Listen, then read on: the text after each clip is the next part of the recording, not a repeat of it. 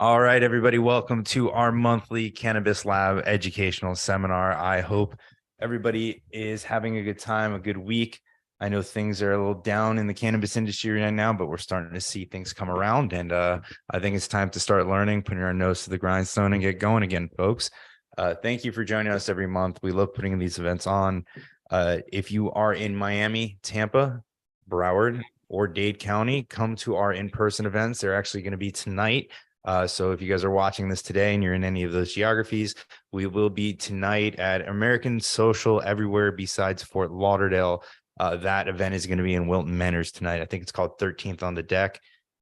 Next month, we're going to be July 20th back at American Social in all locations. Of course, we have the July 11th Swim Week fashion show event. That's going to be great. Come check that one out. For all things C-Lab, check out our Eventbrite page you just got to Google Eventbrite C-Lab. I'll be honest. That's the easiest way to do it. And then check out the podcast at youtube.com/elevateyourgrind. All right. We've got a great educational seminar for you guys tonight. Is probably a very topical thing in the cannabis industry. A lot of people have been grinding it out. You're getting to the point of what are you going to do with your business? And you might want to think about an exit. So talking about selling your cannabis company and navigating the auction process, which would be in the other direction. Please welcome Michael Hennessy and JT Schuweiler. Gentlemen, take it away. Yeah, hello, I'm JT Schuweiler. I am an attorney at Fox Rothschild. I'm based out of Minneapolis, and I actually help you a lot of cannabis companies across the nation, even though, as some of you may know, Minnesota just recently legalized adult use effective August 1st. I help mostly in the M&A space as well as in the debt financing space. Mike, do you want to introduce yourself? Sure. Thanks, JT. Mike Hennessy here with Lineage Merchant Partners. Lineage is a cannabis-focused investment bank. We have team members across the U.S. We predominantly focus on licensed operators, work with licensed operators across the U.S. A lot of our work past couple of years has been in limited license markets. We do anything from raising capital for companies all the way through more complex and larger buy and sell side M&A transactions. Come from a more traditional industry before my life in cannabis, but the process at the end of the day for a sale process in cannabis is very much the same, although probably a bit more nuanced, just given some of the regulatory challenges in the space. Yeah, so what we're going to talk about, right, are the more complex transaction. Right. So at this point in your life, right, if you're figuring out, am I thinking about an exit? It's right. One of those options for an exit is I want to sell. And there's not more than a couple. There's a bunch of ways that can materialize, right? Putting it into little small buckets. We got the first one, which is, you've been approached by somebody else who's looking to buy in your market, trying to find either a dispensary, growing processor, or any numerous amount of those licenses. And you've engaged M&A counsel. I'm going to put a little asterisk on that. When I say M&A counsel, I mean a set person who kind of does M&A constantly throughout their life. There are people who will do regulatory and M&A. There are people, right, that will be just qualified. A lot of times, though, it means your local counsel that you've used quite often, and depending on the size of the deal, may be seeking out M&A counsel to assist, right? Frequently happens. And those parties, the M&A counsel, local counsel, whoever you have, are going to walk through that kind of private negotiation with a potential buyer. All right, the pros to that one, though, is you're going to have reduced fees and time than what we're going to talk about, which is the complex ones. And you have those deal terms are relatively upfront. You've negotiated a term sheet, you've had something out there, you're going to and the processes you're going to move forward. But the problem with it is that the value of your deal is just a negotiated transaction between you and the other party, right? There's nobody else in there, which is where the auction deal gets a little bit better. But I might kind of talk about, right, what is the in-between of that? right? Auction deals at one end of the spectrum, that private negotiation is at the next.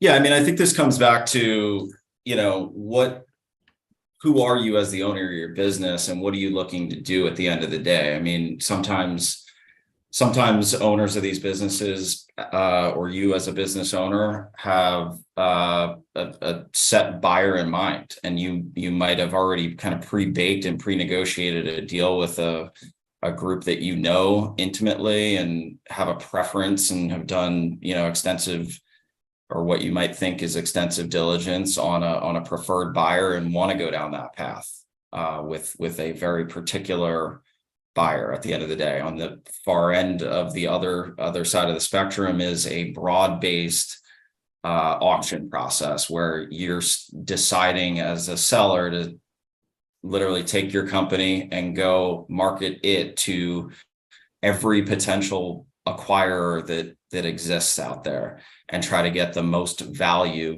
being price and other deal points that you can get. Somewhere in the middle there is more of a targeted auction process or a targeted sale process, where you're going to more of a defined set of potential acquirers that have attributes that are more likely to suit your business as a seller and them as a buyer.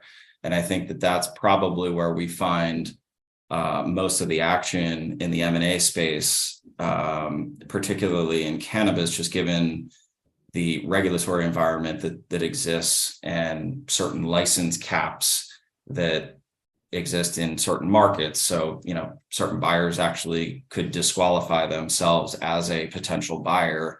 You need to know that. I think there's probably a lot of folks out there that are well aware of the market and really in touch with what's going on and who the players are in each market. Others aren't. So you just need to be educated on that process. And at the end of the day, it's going to save you a lot of time.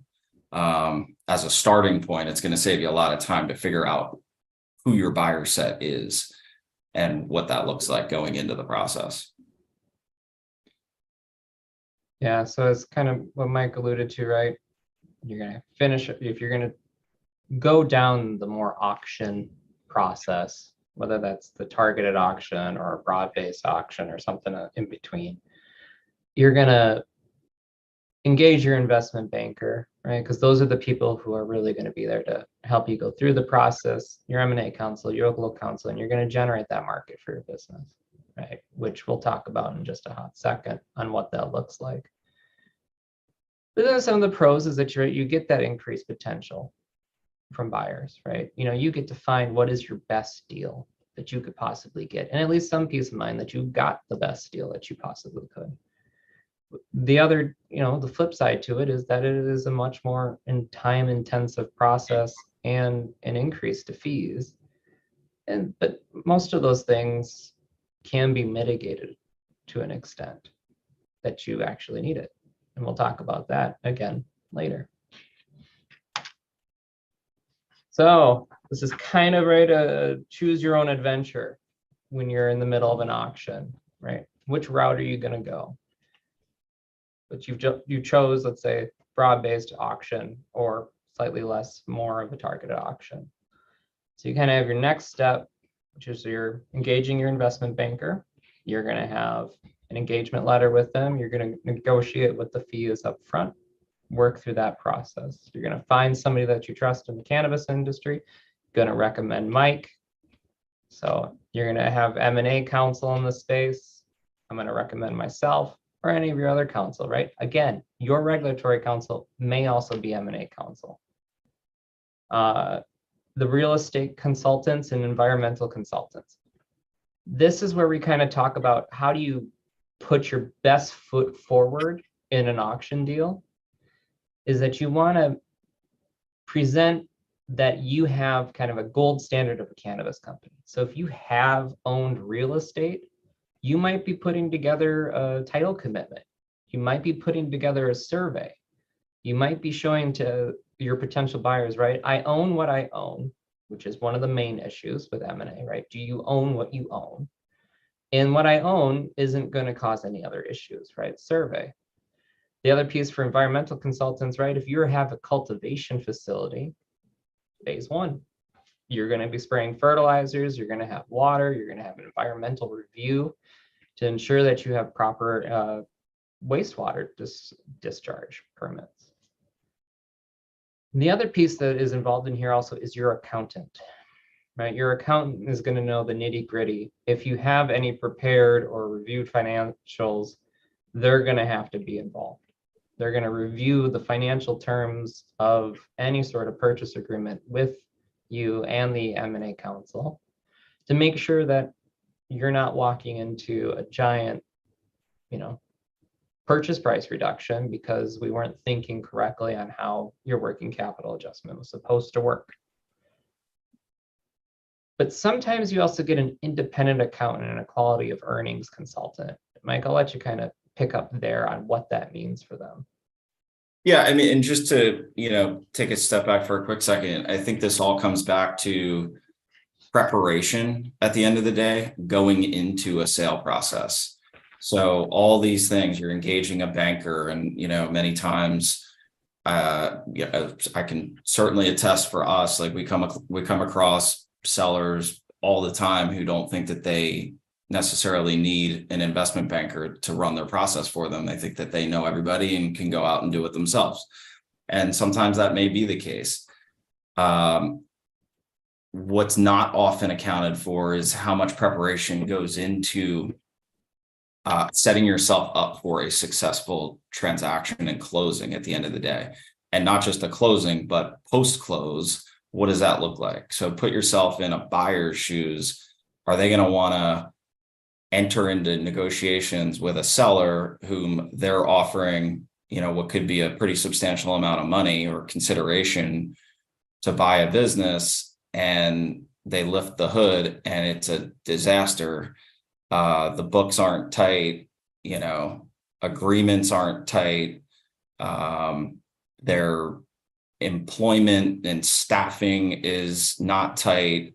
And that's where some of the more detailed things like, real estate consultants, environmental accountant, and independent accounting and Q of V consultants come into play in conjunction with the M&A advisor, is having all that stuff done either ahead or before you start that process, or running in parallel while you're getting to term sheets and progressing the deal.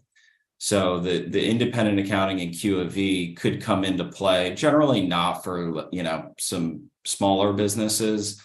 Generally, I would say most public companies buying businesses, even small ones, are going to want to hire their own buy-side accounting firm to review all the books and tie out all of the numbers at the end of the day. For, some larger transactions, a Q of V, or sometimes what is known as a Q of V light, they're going through all of your numbers to tie everything out to make sure that what you're representing in terms of top line revenue, cost of goods sold, and all of your operating expenses are what you said at the end of the day. And so part of the risk to you as a seller is you've pre-negotiated. We've come into this situation more than I care to admit, but like, we get hired after this process sometimes has even started. So we're coming in after there's like negotiations that have already been had, LOIs are exchanging, and the principals of the business have started to negotiate what they think the deal should be. So said differently, they might agree to some multiple of EBITDA or multiple of revenue with a prospective buyer. And at the end of the day, if their books aren't tight and the revenue, or more likely an EBITDA number, is incorrect, that value that they thought that they were going to get is going to get adjusted. So we're trying to mitigate risk here at the end of the day and get as much value for the client as possible.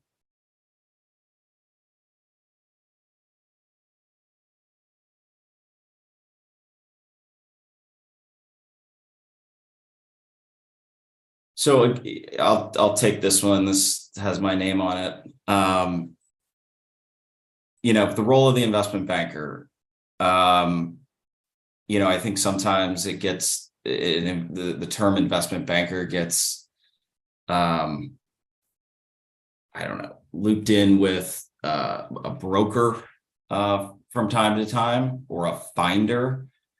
A real investment banking shop is not a finder. I think at times they can be, or a broker. I'd say that, if you're going out to raise capital for a company, you're kind of brokering a deal. An investment banker generally is or should be doing a whole lot more to prepare the company and see through to a transaction. So when we're coming in, we just talked about some of the preparation that goes into it, in terms of like preparing your books and preparing your materials. Probably the first step is, okay, we're going to negotiate an engagement letter between the client and the banker. We're here to help at the end of the day and short circuit your time, because that's why we exist. Our industry exists because founders and operators of companies are there to run their own businesses, not simultaneously try to run a sale process for their own business, which takes away from what they're doing day to day. So you hire us as a banker, we prepare a lot of your materials. That could be marketing materials from a short teaser that generally gets sent out earlier in the process to just generate interest. We can negotiate a non-disclosure agreement on your behalf. We have, I think we have another slide on some of these things, but we set the process up at the end of the day. We are there to engage buyers in this process and hold them accountable at the end of the day. So, preparation for the marketing and the launch of the deal all the way through to close, which there's a lot to unpack in the middle of that sandwich, but that's what we're here for, is to see through a successful transaction and generate interest and negotiate on your behalf to get the best deal terms as possible. I'm going to add one thing on there too, Mike, is that consistency, right? You are presenting you're going to be there to help them and present a consistent story about their business throughout the entire process for each of the buyers, right? So that, everyone's on the same page and on the same field of the buyers. So I think that really helps the actual sale process go smoothly, in that, right, that one person doesn't change their terms, doesn't change their actual bid at all, just because of miscommunication. Yeah, it's a good point, actually, to expand on that. And this comes down to, are you engaging your banker as an exclusive advisor, as opposed to on a non-exclusive basis where there's, you could potentially have other brokers or advisors out there pitching the same deal to prospective buyers. And from our experience, it doesn't really suit the seller well at the end of the day. As a buyer that's out there, if you're hearing that this deal is on the street and it's being marketed by multiple sources, you're questioning who's actually running the deal at the end of the day and who's deciding. So am I bidding to the wrong guy? Or, as compared to if there's an exclusive banker on the deal, we're putting forth a process with a timeline, and what you see is what you get.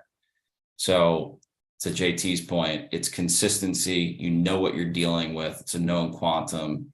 And ultimately, I think you have more success as a seller through that process.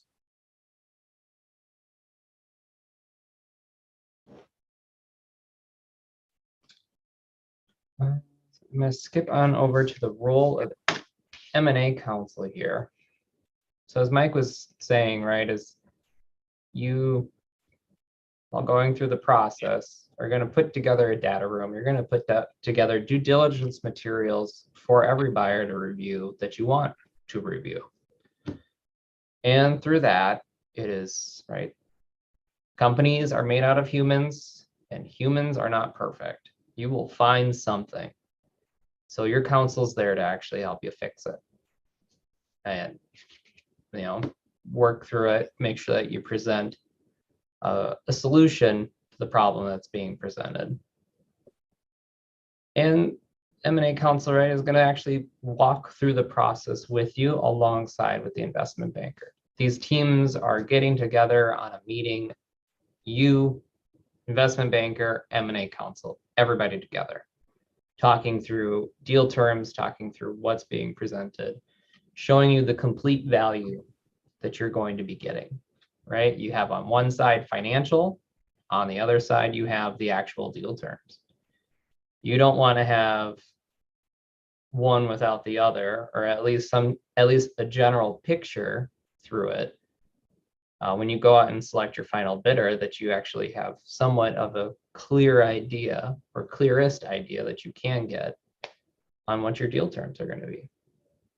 And just to jump in there, JT, I mean, you know, we spend a lot of time together, right? As banker and counsel. I mean, it's really like hand in glove between the two parties with the client to understand what the issues are, because at the end of the day, it's not just how much cash you're getting. It's not just how much overall consideration you're getting.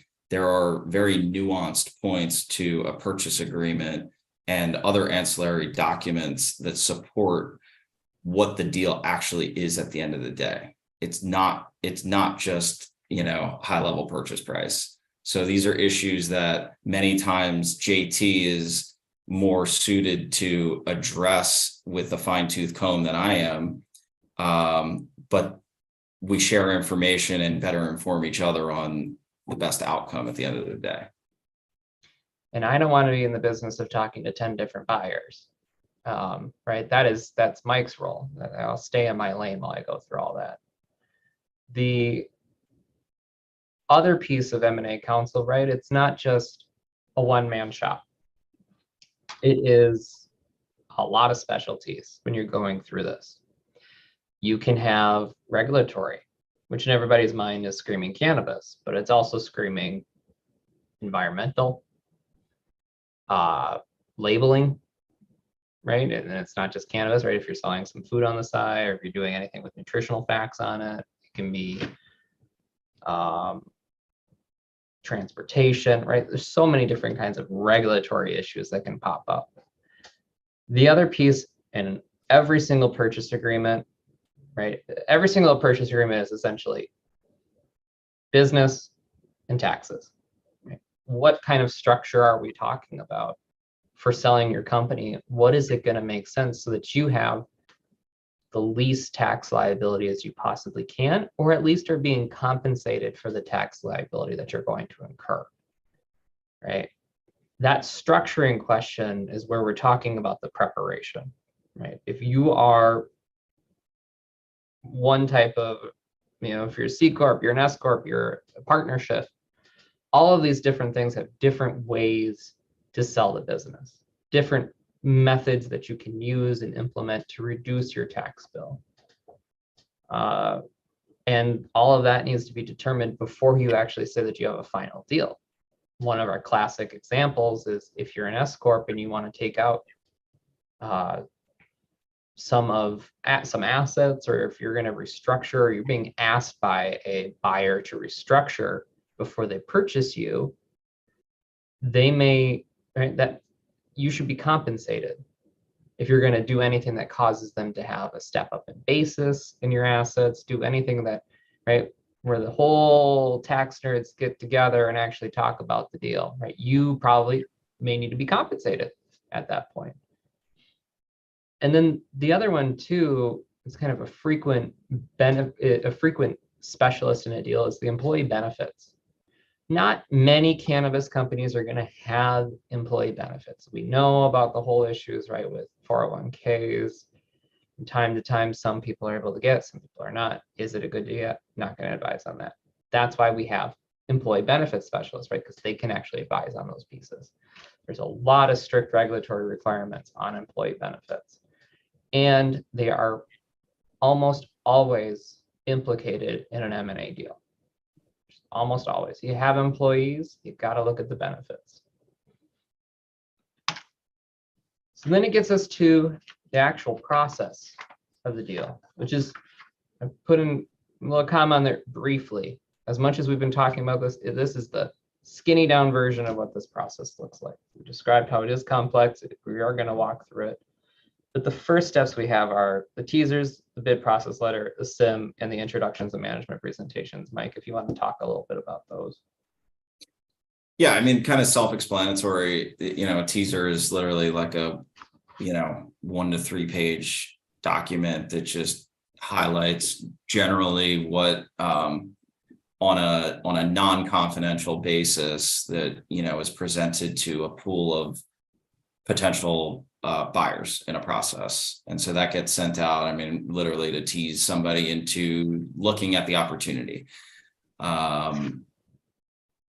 If there is interest, it goes to the next step. And I'd say, 2 and 3 there could be potentially swapped. You sign an NDA, and almost simultaneously there's a bid process letter. The bid process letter is a document that is put together by us and oftentimes, reviewed by M&A counsel that outlines what it is that we're selling specifically. Like, what are the entities? Are we selling the parent company? Is it a partnership? Does it have subsidiaries? What are the assets that we're selling, or the equity of the entities that we're selling?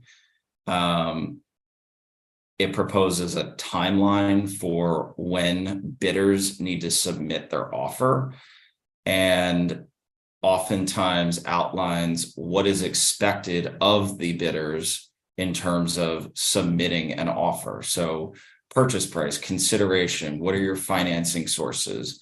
Are there contingencies associated with the financing to get the deal done? Are there any holdbacks? Holdbacks being, it could be for tax liabilities. How is that being held back? From whom? Again, timeline generally would say something like, we expect first round bids due by July 4th. And from our side, we're going to take a week to review everything that's come in. And then we'll get back to folks with, what the results are and what our preferences are. We may select a small handful of the bidders that came in to participate in a second round offer, where, we'd be asking for something, improved terms from the first round, based on the assessment that we've done. And from there, data rooms have been populated. We're conducting management presentations. More formal term sheets are being drafted. And, from there, the pool really just narrows, right? And so we're looking at more we're asking more pointed questions to the buyer about whether it's capital, what is the consideration that's being offered? Is there stock involved? Public company, private company, there's a whole reverse due diligence process that may need to be done on the buyer to evaluate what the actual consideration is that the seller is receiving. So are you prepared to take stock in a private company? if it's a public company, what price are you getting at? Do they have debt? What's the risk at the end of the day to you as a seller for getting consideration? If it's not cash, what is it? How long are you going to be waiting if it's a seller note? Are you sitting behind how much first lien debt of that company's business? Those are all risk factors that need to be factored into the consideration piece. And as we talked about earlier, there's many more detailed points in a term sheet that need to get addressed. Those are the high level points are things that we want to see in our bid process letter and that are outlined in that document that we receive. Just kind of moving through in a simplistic fashion here, selecting bidders, final bidder, eventually we boil it down to, a smaller, a final group, and we're preparing purchase agreements. Yeah, And go I ahead, have Jim. kind of an idea about that too, right? Is that when we get down from a small pool to like, right, we're going through that final bidder process and you're starting to get the more detailed term sheets. It is kind of an interesting call where you have Mike and you have me having put together these charts, trying to show you the best comparison we can between the deals. And your initial thought goes straight to look at that dollar value, right? That's the $50 million deal. That's the $100 million deal. But what you're not seeing, by just looking at the dollar value that they're presenting, are all of the deductions, where they start bearing into definitions that they're going to take a deduction for any of your accrued bonuses. They're going to take a deduction for all these other sorts of items, all of your capital expenditures that they think you're going to need in the future, right, for this year, or capital expenditures that you budgeted for this year. So you can get a little rose-colored glasses seeing these big numbers at the top. But when we go through this process, and why the investment banker and the M&A counsel are there is, right, is to show you how dig down underneath the surface and we have issues, which is where I go from advocating from just having the draft term sheets versus having a already prepared form of purchase agreement that has hit all of the requirements in there of, right, what is our tax structure that we're proposing, right? It's our preferred form. What's our preferred tax structure? What are our actual deductions to purchase price that we're going to accept right off the bat? Is, right, you will have deductions against the purchase price. But, right, what is the universe that you're going to want to live with? And then, we'll get something, we'll select out of that list, we're going to finalize that purchase agreement, and we're going to sign. And because of regulatory requirements at this point, you're going to have a sign and delayed closing, right? You're going to have to go out and get regulatory approval for the actual transfer of your license. So you have 30 to 60 days after that, maybe a little bit longer to, on average, to get that licensure approval. But there's stuff in between that as well that you can get to.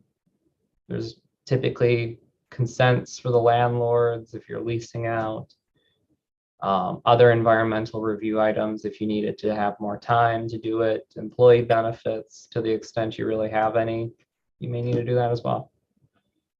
And then we work towards the closing, right? But for the most part, when you present that sort of stock purchase agreement and you have it signed, you have reduced the amount of barriers to that closing as you possibly and reasonably can. And at least that this offer that you got has the very high chance to close because you don't have any of those barriers anymore. Or at least you've mitigated some of them. Which then gets to, what are your traditional problems, right? We just talked about regulatory approval multiple times. And Mike talked about, when you do regulatory approval, it's going to necessitate that you have reverse diligence. If you have a private company bidder or equity or a financial buyer. And I'll take a pause right there. When we talk about financial buyers versus strategic buyers, right? Financial buyers are going to be private equity, people with money, people out there. Your strategic buyers are going to be your competitors or people who are of like competitor nature, right? They're your operating entities that are out there to get another license or another location. So you may be able to easily, right, work with somebody who already is in the state. The regulator already knows them. They know exactly and have previously approved the capital structure of that entity when they went out and did their license or in any updates for their license, right? All that's been approved, pretty easy. Sometimes you haven't, right? So are you taking a risk to closing, and how do you fix that risk, especially in the purchase agreement? For example, requiring them to kick out an equity member, right? That's a big deal. If one of their equity members is not going to let them meet the requirements to hold the license, how are you going to close this deal and require them to kick out that member? Right? All these sorts of things they're all are mapped out in that actual purchase agreement. And just to talk a little bit more broadly on financial and strategic buyers, I mean, at the end of the day, like, again, we're both of our roles are here to mitigate risk and create as much value for a seller as possible. And it's what we do for a living. And by virtue of that, and same with, many of the other operators, or a potential seller, whatever business you are, you're going to know a lot of people, right? And so just by knowing a lot of people doesn't necessarily mean a lot about them or why it could be a good or a bad thing for you to do a deal with them.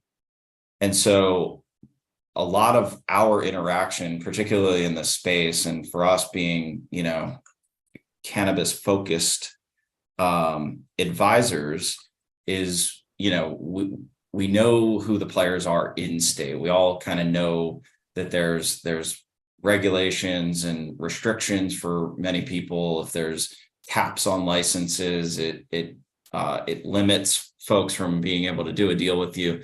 That's one thing. The other is knowing who's actually capable of doing a deal. Because if you start going down the path, just because somebody presents you with an offer that looks attractive, it doesn't mean that they can actually close. And, I'm sure that there's a number of folks on this call or listening that, can attest to this, but like at the end of the day, these processes take a long time. And to get from point A to point B, being, start of the process, you decided to sell, to B, actually closing a transaction could be months. I mean, it could be a year, it could be more than that.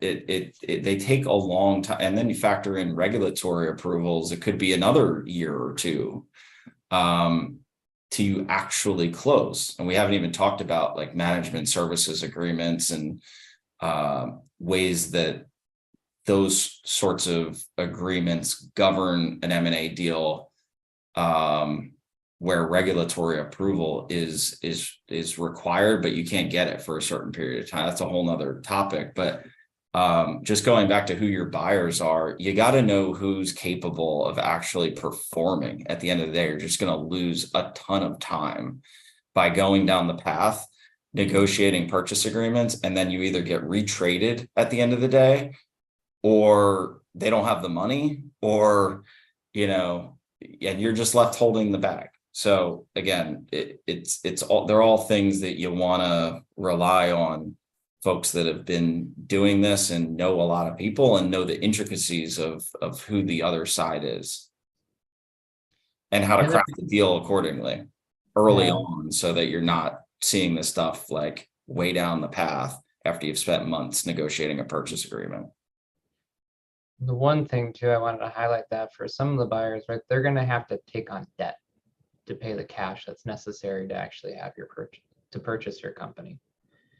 And Mike alluded to it before about, right, having a commitment letter, right? What does that look like for a financial buyer, right? Is that you don't say, hey, thanks. I love your purchase price.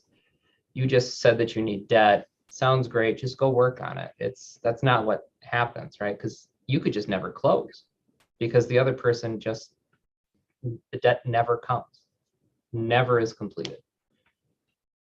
So it's a huge risk when you're dealing with debt on the other side. But, those people sometimes have the best capital. They may have the best. Or any financing commitment. Yep. For that matter. Equity or debt. Yeah.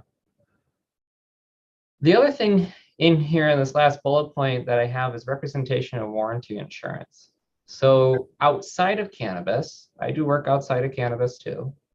And it's kind of old hat at this point with auction deals that you, buyer, will have to purchase representation of warranty insurance so that the amount of liability after closing for a breach of representations and warranties is going to be really a problem between you and the insurer. Not so much, right? The recourse options are extremely limited, if anything exists at all after closing between the seller and the buyer. It's relatively new, probably became a lot more prevalent in about the last 5-7 years in the industry. Really helpful for sellers. The downside is the preparation and the due diligence and the data room, right?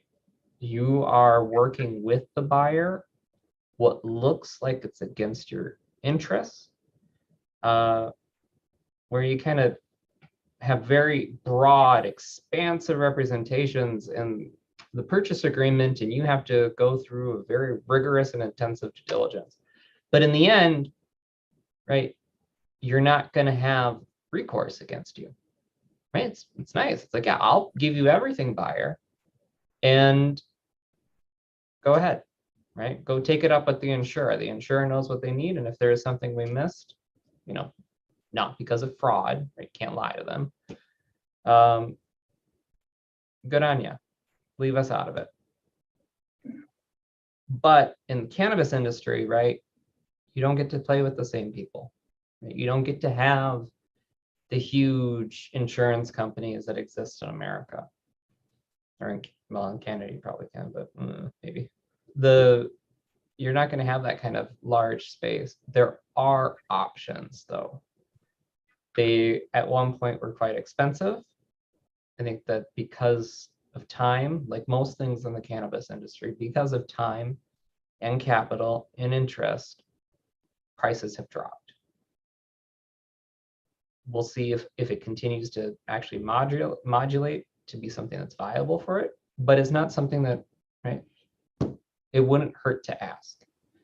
And for the most part, right, if you're the seller, it's a buyer's responsibility, or at least you would start with that proposition in your term sheet, in your preparation stage, that the buyer is going to pay all of the rep and warranty insurance premiums, so that you will go through that whole intensive process to walk away on closing day with an idea that they're not going to come after me for anything else except for fraud.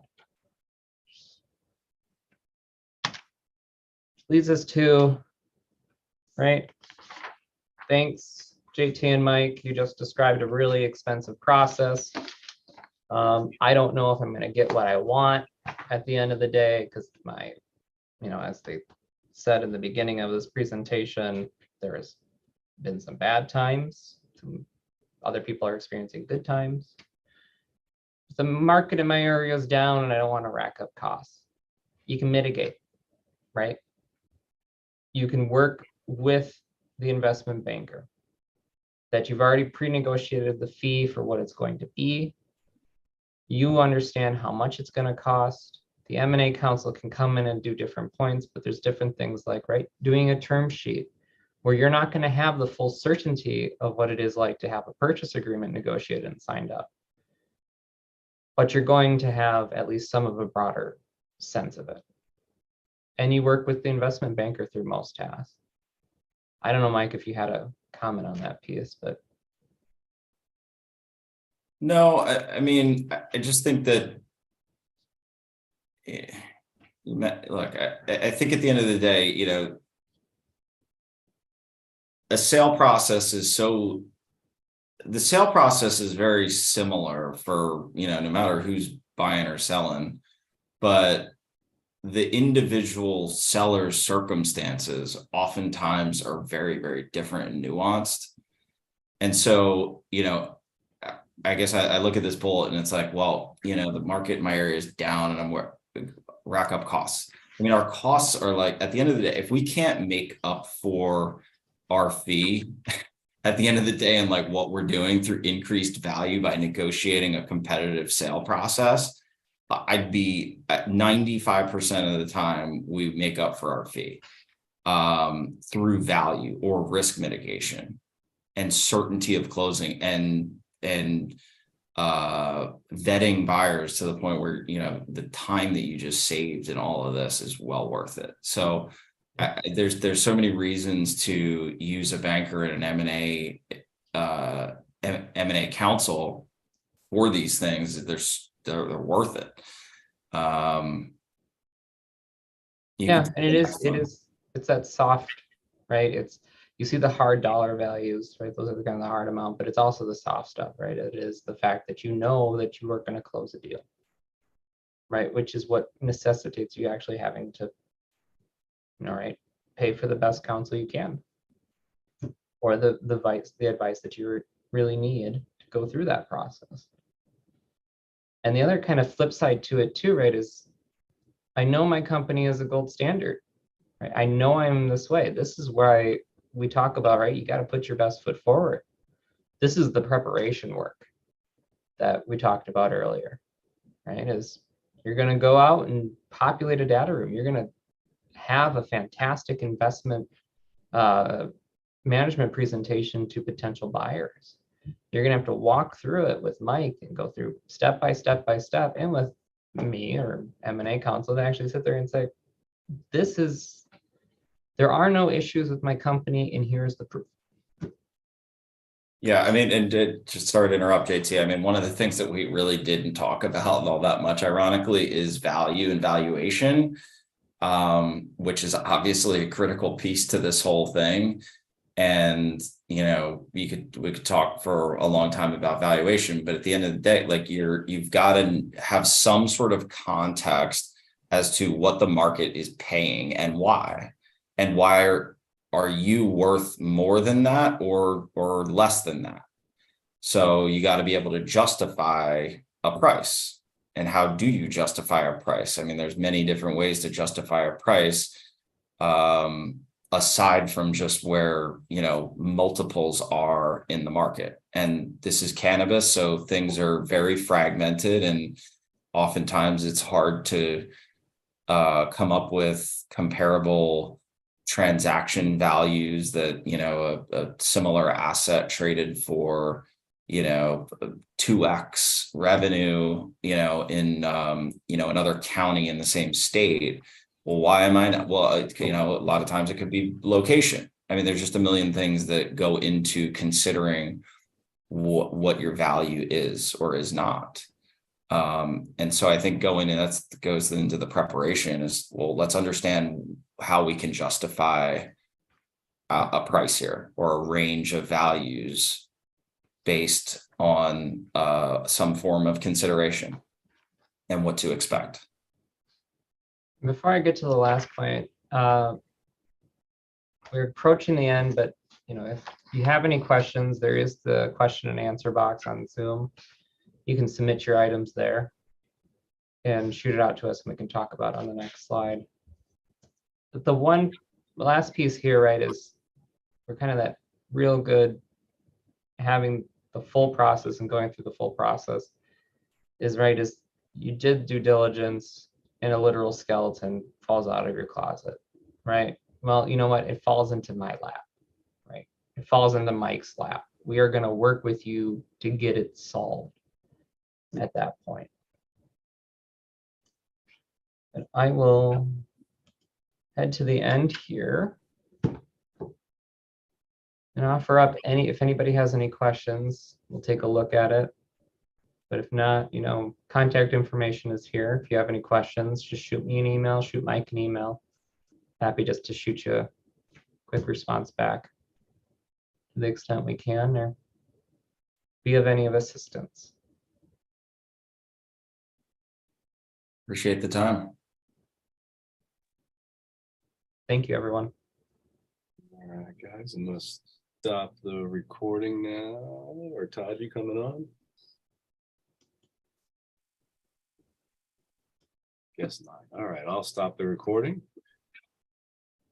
And everybody have a good night. There is the parties going on at American Social tonight. In Miami, Tampa and Orlando, and then in Wilton Manors in Fort Lauderdale. Everybody have a good night.